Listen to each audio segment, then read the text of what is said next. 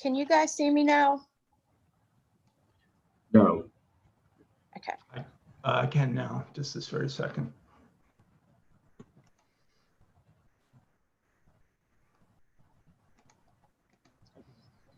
Live stream. Live stream, but okay.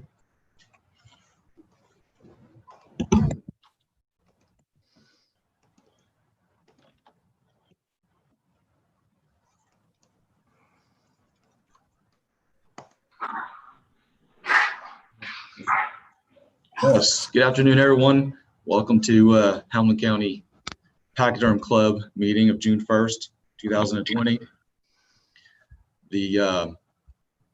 We've got our first Zoom meeting prepared for you, but we have plenty of attendance. That's one of the things I was looking for. We ready? Yeah. All right.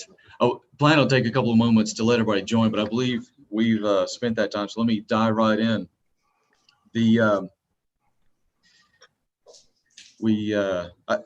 wanted to be able to welcome our attendees. I apologize for a moment of hesitation. Most of my Zoom meetings, I'm able to see who's participating. We don't have it set up that way, so let me proceed on to the prayer and pledge. I was gonna ask Gary Bueller to, but he's not on with us, is he? He's able to watch.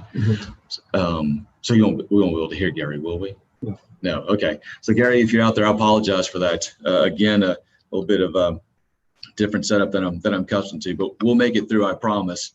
Again, thank you to our Facebook listeners, our Zoom listeners, and our Twitter participants. If y'all would, please bow your heads for a moment for a prayer. I'll lead us through. Dear gracious Heavenly Father, thank you so much for so many blessings, Father. We are currently experiencing some fabulous weather in Chattanooga, Tennessee, Lord. However, we're struggling as a nation with hurts and angers, and we ask that you hear our prayer for healing. I ask that you see our humbled hearts, Father, and our faith in you to see us and guide us through this, Lord. We beseech you, Father, on behalf of ourselves, our one another, our nation. Please, dear God, help us to see your guidance and to humbly accept it. In the name of Jesus Christ, I trust and ask. Amen. Yeah. If you would, please join me for the pledge as well. I pledge allegiance to the flag of the United States of America and to the republic for which it stands, one nation, under God, indivisible, with liberty and justice for all. Excellent. Thank you so much. Because I'm not certain which elected officials are joining us, please just accept our appreciation for your ability to join us, taking your time out of your day to be with us. Normally we would take a photo with our guest at the end, and I joked with Emily that we could do a screenshot. So Emily, we won't be able to do that. But again, thank you to our elected officials for joining. And please be assured that we'll meet in our standard format next Monday at the feed. So please plan on joining us. We'll have school board member Joe Wingate and candidate Deb Myers there to speak to us, to have perhaps a debate. Emily's still working on the format. Emily, the debate is how we're characterizing that. Is that correct? At this moment, yes. All right, excellent. Thank you. We also want to remind everybody about the Lincoln Day dinner that'll be coming up on July 31st. That's a new date, but we'll still have a Diamond and Silk as our special guests. I believe that'll be 6:30, yes, at the Convention Center.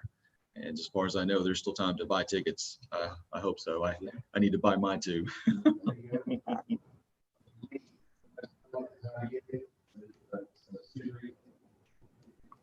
On the Pachyderm website. I'm sorry. Yes, that's what I meant. Excellent. Thank you, James. So that'll move us to the welcoming of introduction of our speaker. Emily, will you take the floor? Absolutely. Thank you, Mark, for all that. Today we have Michael Johns. He is a graduate of the University of Miami, where he received his bachelor degree in business administration with a major in economics. While at Miami University, he was introduced into the Iron Arrow Honor Society. Michael Johns has studied humanities at Cambridge University as well. Michael's political career started at an early age when it started with Lyndon B. Johnson, fellow for Republican Donald Ritter. At the age of only 22, he started working for the Heritage Foundation, which by most accounts is considered the premier think tank in the United States. He has been an editor for the Foundation's journal, Policy Review, where he has bread and buttered in national security and major foreign policy issues. Johns was a speechwriter for President George H.W. Bush. Johns was also a co-founder of the Tea Party and has served on the leadership team of the nationwide Tea Party Coalition. Thank you, Michael, for coming and speaking with us today. It's a real pleasure. Thank you guys very much for having me under these difficult circumstances and for putting all this together. Thanks also for keeping up all of your efforts amid the pandemic and all of the distractions of life. So important and a critical election year that's done, and you guys are doing obviously a fantastic job. What was that Grateful Dead song, Tennessee Jed? Tennessee ain't no place I'd rather be. So pleasure to be with you guys today. I'll try to just sort of give you a kind of general overview of some things on my mind right now, and happy to take obviously any and all questions. Importantly, in the founding of our Tea Party movement in 2009, I kind of looked at I've been a Republican all my life, as you correctly pointed out. I was all the way back to college, president of college Republicans there, worked with 3 Republican elected officials on a federal level and state level, and believe in the Republican Party. I saw in 2009 what I think many other conservatives and Republicans had seen, that the party had sort of lost some of its touch with the American people, that it had become more difficult to get involved with, a little more disengaged, a little more disinvolved with some of the issues that were so central to the American people. And in a lot of ways, the Tea Party movement, which grew ultimately into tens of millions of people who participated on some level, the largest grassroots political movement in American history, really kind of not just took back the House in 2010, as we all now know, blocking Obama's legislative agenda, not just taking back the Senate in 2014, which blocked some of his more radical court nominees and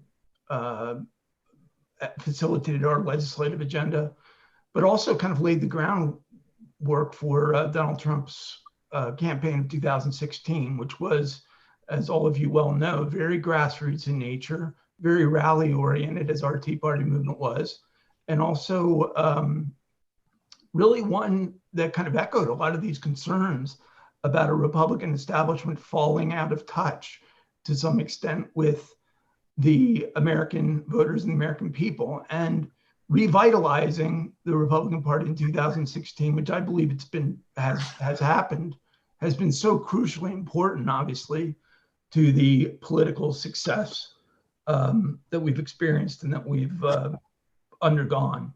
And I think we have a president, both in his trade initiatives, in his focus on the border, on his focus on immigration reform, in his focus on trade policies that have been grossly unfair to this country, in getting China right for the first time in decades, really. Both parties, I think, have been too neglectful of the rising threat that China represents. And in putting a focus back on American workers as kind of the centerpiece of our party, I think he's made us absolutely indispensable political force in the country. I think he's well positioned for re-election if we all do our jobs correctly. And I feel, positive about the future, despite what we're facing here in the coronavirus pandemic, which obviously has taken an economy that was humming on all cylinders. I mean, really by every metric that you would assess the performance of an economy, this one was doing great. I mean, we had, highest numbers of Americans employed in the history of the country. Minority unemployment at historic levels, wages, which had not really risen since the turn of the century, beginning to rise under President Trump's leadership. All these really driven by policies, starting with the tax cuts that he put forward right away upon his election, starting with the deregulatory efforts that he put in place. All of those were hugely important in stimulating this economy, and also in removing some of the unfair trade practices, both in our hemisphere and with major trading partners like China, which has proven so historically important. Now, obviously, sadly, that narrative of being able to support the president's reelection on the state of the economy is, it still can be made, because there's no disputing what happened between January of 2017 and January of 2020. That's still fresh in everyone's mind. But, in a sense, this is going to now evolve into an issue of the management of this pandemic. And on that front, I think we have every reason to be very proud of the work this administration's done and is doing. I mean, they put into place the travel ban on January 14th, when Joe Biden was calling it racist and xenophobic, would have presumably allowed people from Wuhan to have continued to come into this country until a point of who knows exactly when, has put into place all of these federal mechanisms across departments, across agencies. Very difficult to do in the federal government whenever it's attempted, but he's brought HHS, CMS, FEMA, NIH, all of these crucial agencies that don't really work necessarily, they kind of work in silos together for this very comprehensive, holistic approach toward managing the pandemic. Progress on the vaccines, good guidance from the federal government on social distancing. In essence, I think we can look at this crisis and say it's improbable that any American has died because of a lack of federal government responsiveness. No American died as a result of a lack of a ventilator, despite what Democrats and liberal media were predicting in February. That never happened.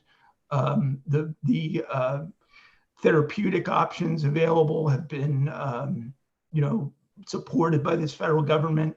As I mentioned, the vaccine, underway with a great degree of federal support. And, this really is an unfortunate, hugely unfortunate incident, to say the least. I mean, that's understating it. But I think we're going to at least be able to look back, and in this campaign to come in the coming months, which is really an opportunity for dialogue with the American people, we're going to be able to say this government did anything and everything possible to save the lives of the American people.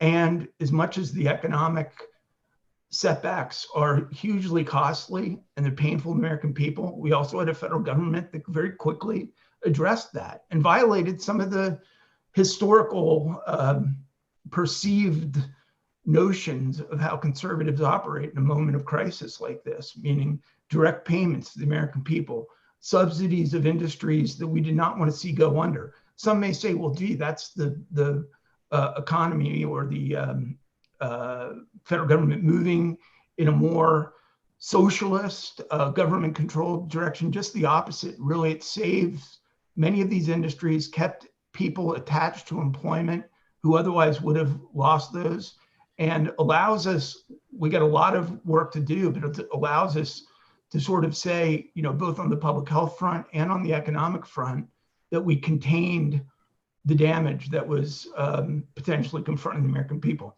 Now, presidents confronted, I think anyone close to this, and I'm sure you guys knew would be the case, resistance from day one. All right. So I look at the Russia investigation.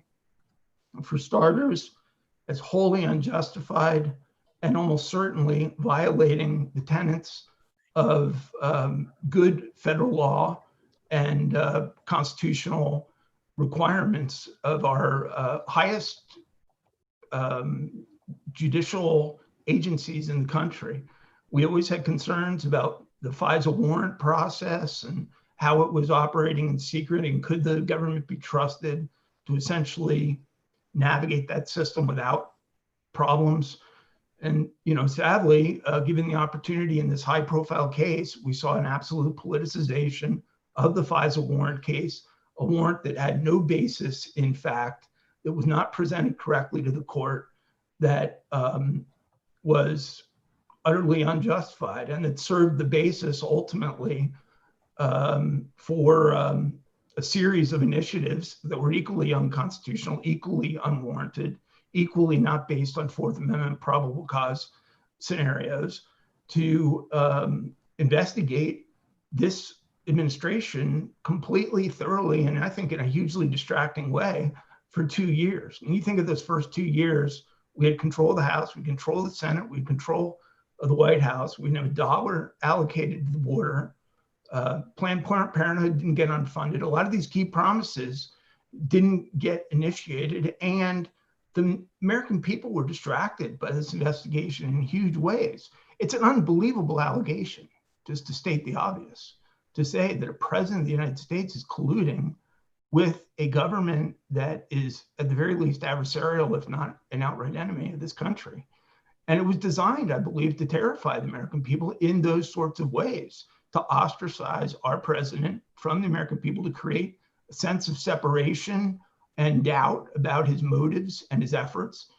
And of course, if you look at his efforts on Russia, he has developed policies that are immensely more tough against Moscow than Obama's. I mean, he's deployed lethal weapons to Ukraine. He's gotten NATO to step up its financial commitments to strengthen the NATO process. He has sanctioned Russian officials for wrongdoing and for interference in this election, which wasn't massive. So I think we've seen there a great degree of sophistication. And then, of course, the Ukraine investigation and impeachment effort, which was another complete political distraction in the sense that it too was baseless. The president is on the phone with the head of state of Ukraine, has a discussion, never threatens to withhold aid, doesn't withhold aid, releases the aid. No investigation along the lines that was alleged, in the way of being politicized, endeavor launched by Ukraine. And you have, sadly, a number of administration officials who were holdovers or who were never Trumpers, who saw an opportunity again to set this president and his agenda back. I believe we have, at this point, really the right man in the White House, and we should be immensely proud of the work, the vision, and the direction that he's bringing. He's given the Republican Party not just new life, but he's made it the predominant political party in this country again. He's made it relevant. People are proud to be Republicans. People who, of all sorts of demographics, who may not have historically viewed themselves as Republicans, see merit, value in this president's leadership. It's changing the demography of our party's content and assembly in ways that I think are absolutely essential for us to be politically influential down the road. So now, on this issue of Minneapolis and the obvious crisis that we're confronting in the nation's cities, just a few thoughts on this. Number one, I think we need to be immensely concerned, sensitive to, and focused on what are obviously widespread concerns about law enforcement behavior in this country. It doesn't take too many bad apples within law enforcement when you have hundreds of thousands of Americans involved in law enforcement for things to go horribly wrong. And this individual who was arrested in third-degree murder charges had a series of complaints against him previously.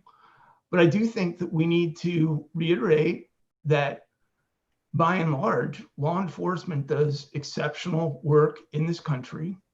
The training that they're provided is systematic and more than enough for them to do the right job. And I don't know what's going to come of this case. I mean, we have autopsy results, which I guess show that he wasn't necessarily killed from strangulation. It appeared to be a cardiovascular incident.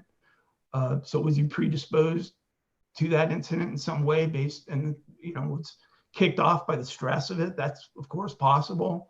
You can't blame the movement of the justice process in the sense that he was arrested within 72 hours on very serious charges.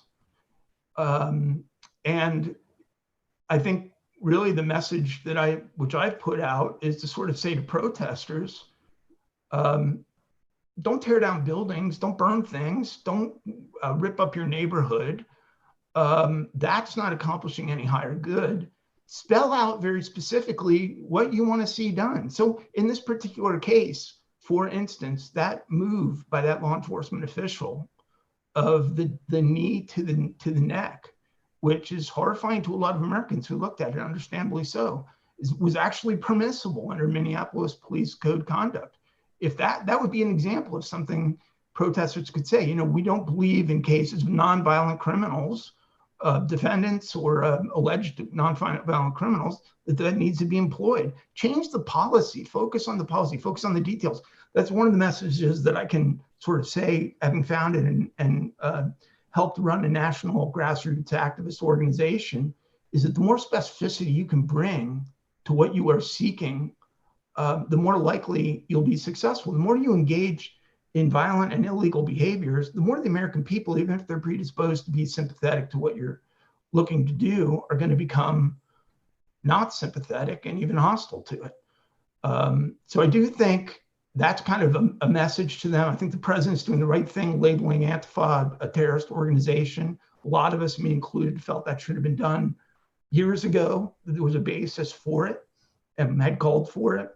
I'm glad that this has finally prompted that action, and that affords the government all sorts of options, rights, and steps that it can take to quell this sort of violent activity, which I believe is organized, is coordinated, and does have ultimately political motive.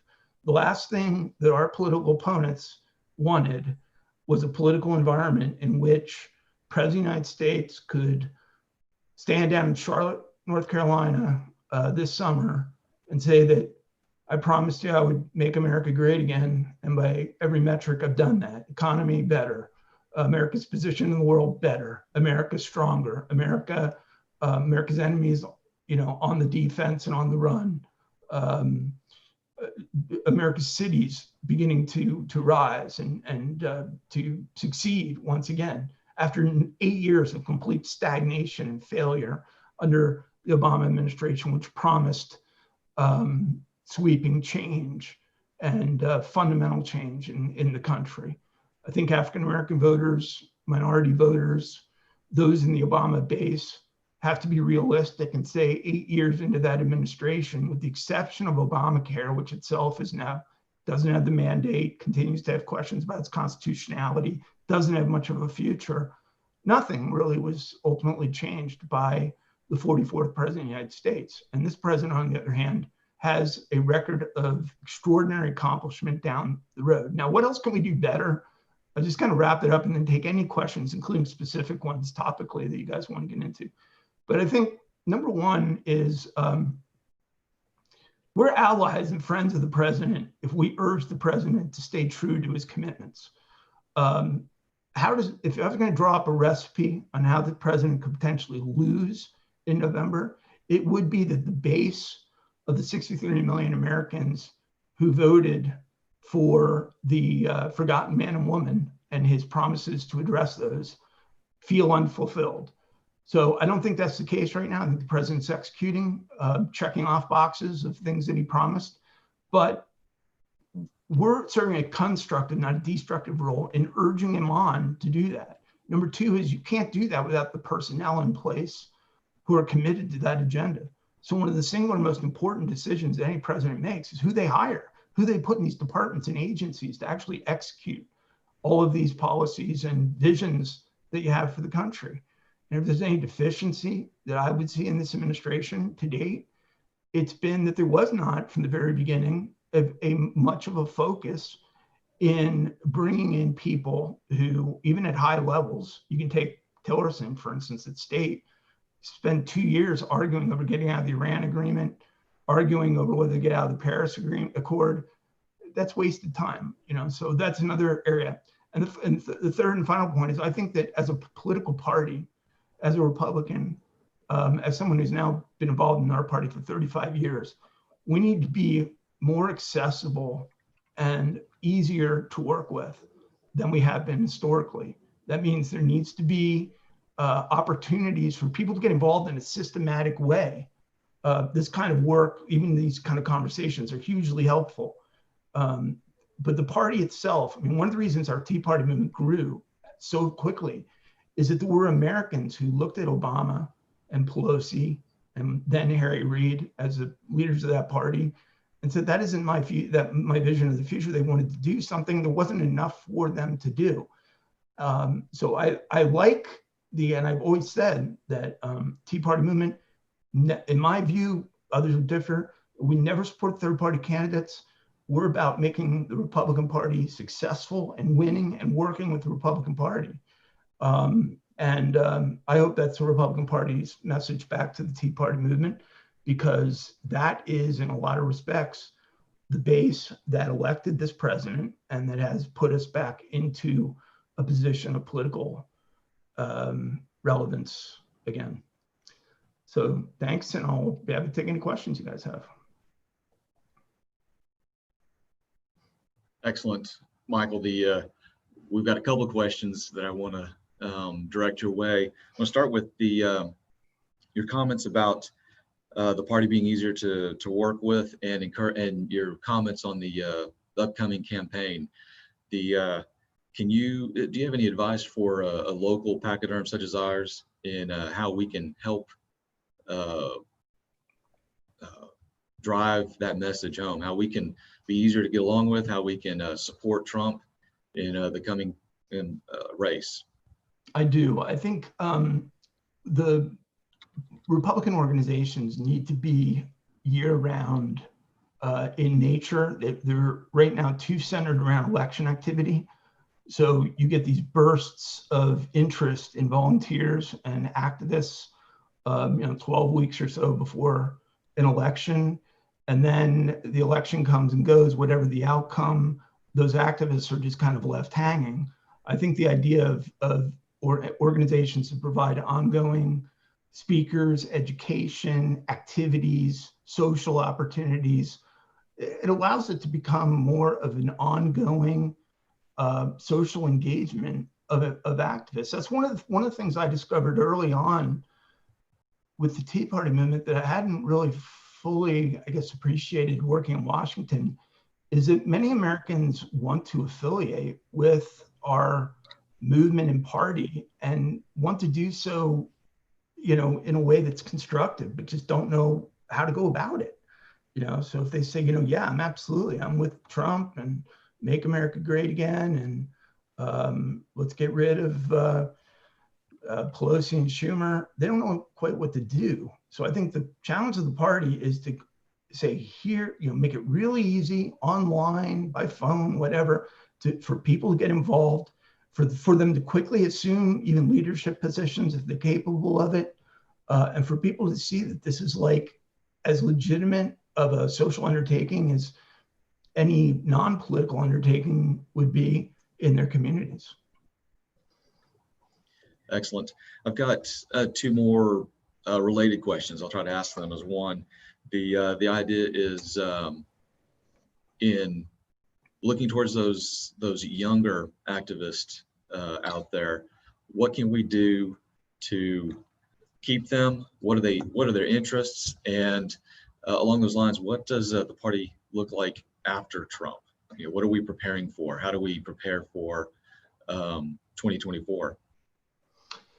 Firstly, on the young voters, I mean, my opinion is we don't have to make these things too complicated. We need to have conversations. So, it's important for that reason too, to solicit input and feedback. For younger voters, if they're feeling ostracized from the party or they feel there's stigma with the party, what is it exactly?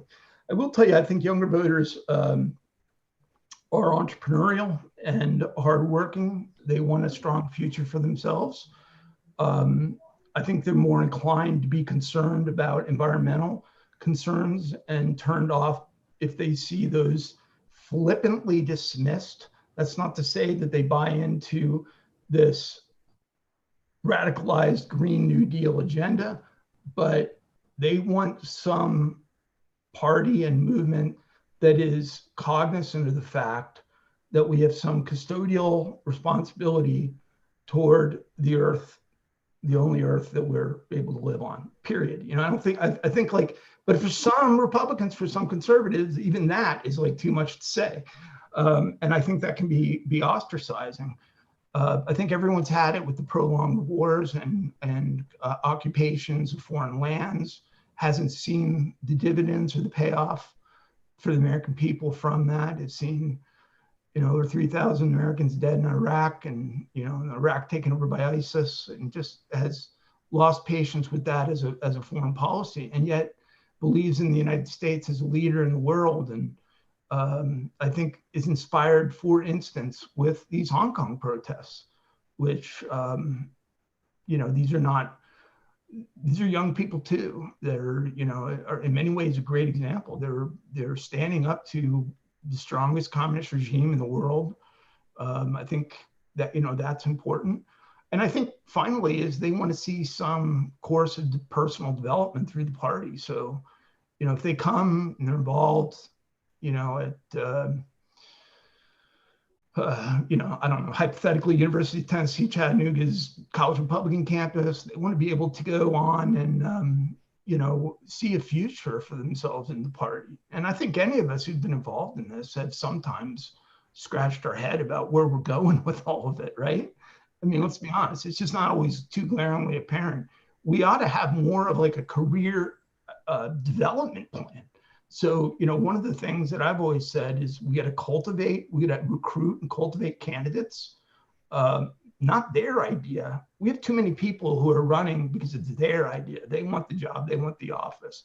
We should go into people that we believe uphold our vision and have promised to be a good representative citizen, member of Congress or member of a state assembly, and recruit them and to offer support throughout their careers in developing them politically as far as they want to go in this process. Too many people get involved early on in life when they're full of energy. And then I think, later 20s or 30s end up with distractions and family life, and they're not clear how this whole thing fits into their world and whatnot. So they may continue to share our views and vote with us, but they're not as involved as they could be. And that makes our party weaker. Excellent. So I want to continue to build on what I've heard you say, and add a poor memory of what Alan West said when he came through Chattanooga a couple years ago. The idea of the conversation with anyone, not just young folks. I asked you about younger members, so that's where you took it. But I imagine you'd say something similar to anyone that we're trying to encourage to support our party. He said that we should boil it down to three things that most anyone's going to be in favor of. That's a better education, less taxes, and less regulation. His example was, the businessman on the side of the road, somewhere in Texas, I believe Dallas, selling, flowers or, taquitos. Having grown up in South Texas, taquitos is what I think of as roadside vendors. The encouragement for them to become a business owner. I believe that parallels with your comment regarding a career path, and perhaps you're thinking political, but of course, we want our members to be strong business folks. So that's how I see the parallel. Can you add on to that regarding the encouragement of folks to join our party, young and old? Yeah, absolutely. Well, and Alan West is coming off that motorcycle accident. I hope he's doing better. Me too. I generally agree with that. I think there's more to it than that as well. I think the American people believe that the strongest economy in the world, in the United States, should have some ability and commitment to providing a safety net for those who fall through the cracks. So one of the bad raps on the Republican Party, which I don't think is warranted, but I don't think we do enough to dispel. And one thing I like about this president is I think he is beginning to do that. Just to take Medicare and Social Security, two programs that working people pay into throughout their entire lives. Okay, now if we were going to set these programs up today, maybe we'd do them differently. Maybe we'd allow them to be sort of deductible savings plans and allow people to invest it and use it as they saw fit. Maybe we wouldn't have them orchestrated the way they are, but they are orchestrated the way they are. That debate has come and gone.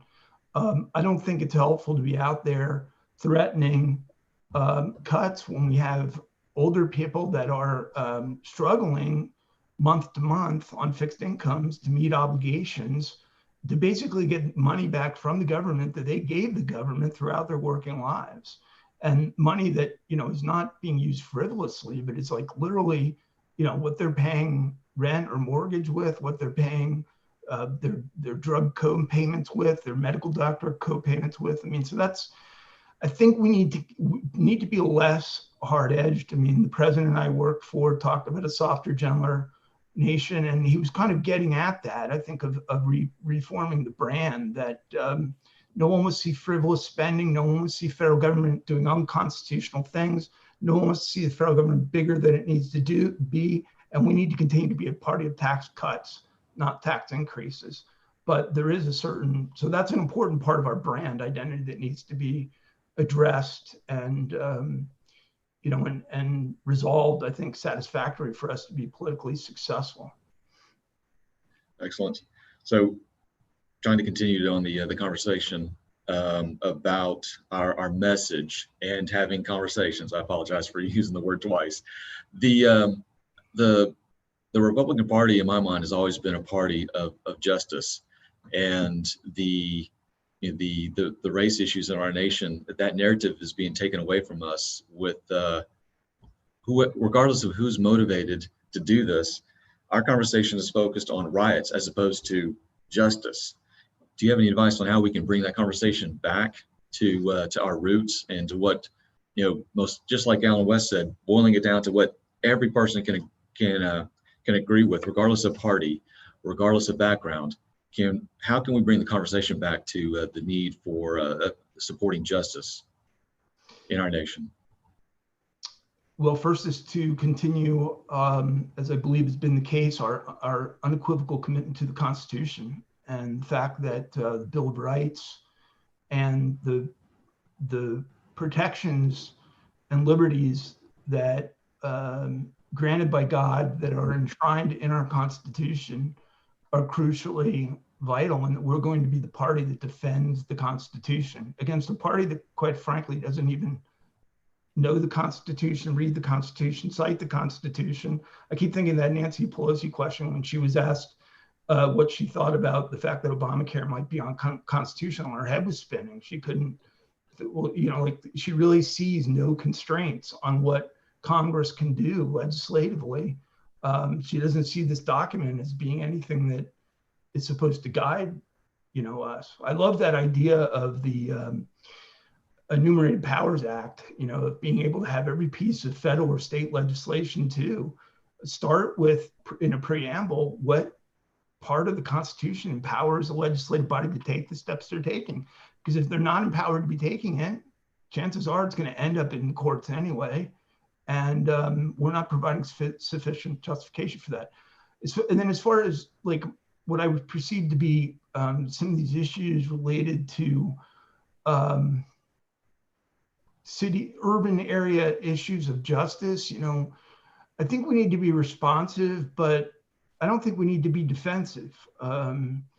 I mean, I just laid out in this Minnesota case, like, I'm not sure what else conceivably we would have done. The practice that the guy used, in my judgment, and I'm not a law enforcement policy expert, probably should have been reserved for, very unusual cases. On the other hand, maybe this was an unusual case. Maybe there's things we don't know about it.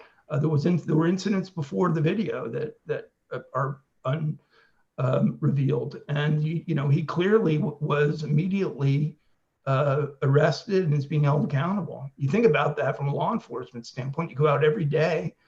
You're not making a whole lot of money. You're dealing with very tense, difficult situations in the streets. It's anxiety creating.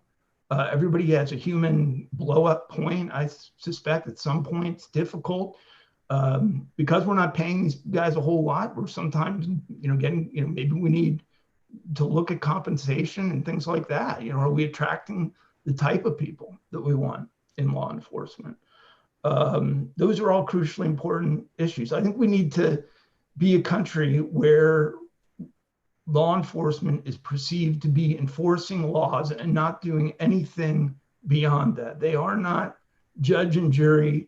They are not a force that should be endangering the lives of non-violent criminals or defendants in any way. And I think we can listen to what's going on while simultaneously completely denouncing the tactics. And quite honestly, a good number of the people that are in the streets today don't care about this incident in Minneapolis. It's justification for them to go do what they want to do. And, Antifa clearly is very involved with it. There are political ends. There's questions about even foreign political support and involvement on that. That needs to be investigated and looked at. And I don't know why we're just allowing free reign in these areas. I understand the strategy behind it, which is that ultimately people get tired and give up. But I saw a sergeant in Atlanta say, I'm not going to put Atlanta police officers' lives in danger to protect property. I'm sorry, that's the job of a law enforcement agent. It's a very unpleasant job. It's a difficult job, but that's kind of what you do. And that really is concerning to me that somehow we've lost perspective about what that job is and what it is not. So that's part of the justice too, the Constitution, and I think getting this law enforcement issue resolved. And, I think we got to look at criminal justice reform and these bail issues. We have too many Americans in jail right now. 2% of our country incarcerated, large numbers of nonviolent people incarcerated. And all it does is make their lives worse. They come out more hardened. Our prisons themselves are horrible places. I don't know why we can't protect inmates, providing them with some degree of safety in these facilities that are under federal and state and county management. That's kind of what government should be doing. And I don't think we're doing a good job of that. So again, if we're a party that talk about those issues, because you're not attacking law enforcement. In fact, one of the encouraging things I'm seeing in the last few days is law enforcement kind of like saying, yeah, look, these are issues that really should be looked at. Let's not give the enemies of our country and violent thugs any excuse to turn against our country, because they're looking for an excuse to do that. Excellent. Michael, I think we've got time for one last question. And it's, so far we've followed a pretty linear trail, and I appreciate the series of questions we received. This one is about mail-in voting. What do you think of that? How should we approach that? It's proven over and over and over again to be predisposed to fraud. It's saddening that we cannot have a system in the country where that fraud is not completely prevented in some ways, but there's too many cases that are suggestive that it does lend itself to fraud. So, and it's also a changing basically of the structures of how we run these elections. So there's no reason in my judgment in the vast majority of this country that we cannot have open general election at the ballot in November. And even for some of these primaries that are yet to come, seems to me there's not much of an issue, and it's sad to see, I think, the Democrats looking again to politicize this. And we see these cases over and over again with like 6 absentee ballots mailed to one house. And you can't operate a democracy, a constitutional republic, with a system like that. And you can't do it, particularly when you have individuals involved in this system, inside the system, that have political goals in mind. And we've seen that too many times. Excellent point. Thank you, Michael, so much for your time. Pleasure. I've really enjoyed our conversation. I'm gonna have to, I'll start looking more into what you put out there. I really learned a lot. Thank you so much. Anytime. Yes. Thanks for all you guys are doing too, and go Tennessee. And you know, I feel pretty good about the president's chances in Tennessee, but don't take anything for granted. Absolutely agree. All right. Maybe next time we can do this in person. Yeah, that would be wonderful. I would love to get in there. That'd be good. Yeah, again, thank you. Thank you. We're going to close with a couple of reminders. Once again, we will be meeting in person at the feed a week from today. We will have our guests will be Deb Myers and Joe Wingate.